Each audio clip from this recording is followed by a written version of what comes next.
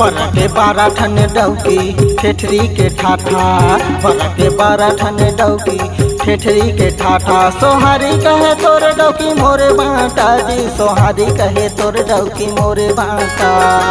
बरा के 12 ठन डौकी ठेठरी के ठाठा, बरा के 12 ठन डौकी ठेठरी के ठाठा।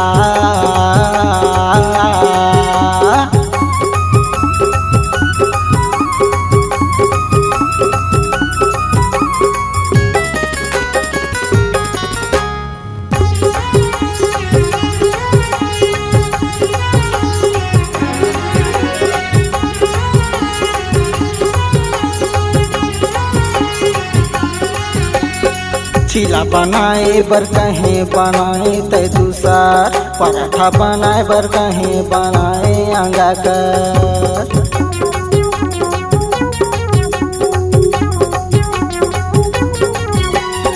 चीला बनाए बर कहीं बनाए ते दूसर, पराठा बनाए बर कहीं बनाए अंगा कर। तै रोटी बिगाड़ दे गौकी वो, तै रोटी बिगाड़ दे गौकी।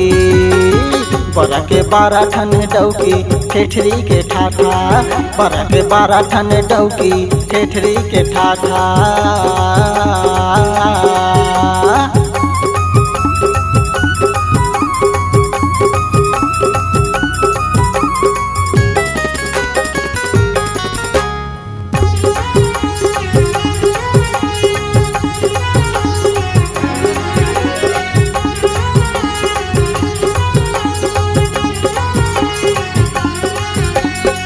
अपने हंसी संगी पर के रे निंदा, ये डौकी के मारे मैं होगी शर्मिंदा।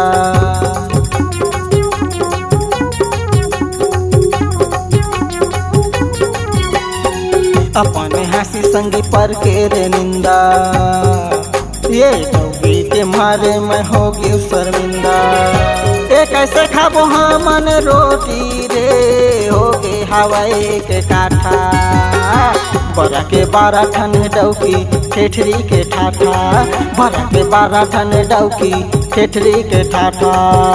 सोहारी कहे तोर डौकी मोरे बाटा जी, सोहारी कहे तोर डौकी मोरे बाटा। बरा के 12 ठन डौकी ठेठरी के ठाठा, बरा के 12 ठन डौकी ठेठरी के ठाठा, बरा के 12 ठन डौकी ठेठरी के ठाठा, बरा के 12 ठन डौकी ठेठरी के ठाठा, बरा के 12 ठन डौकी ठेठरी के ठाठा। सुने बाबा गा। अगर आप अपनी आवाज को एक नया आयाम देना चाहते हैं तो चले आइए मल्टी ट्रैक डिजिटल रिकॉर्डिंग के लिए संपर्क करें HK म्यूजिक कंपनी, कोटा डबरी, चांपा, छत्तीसगढ़। मोबाइल नंबर है 9329238487 और 8085380339।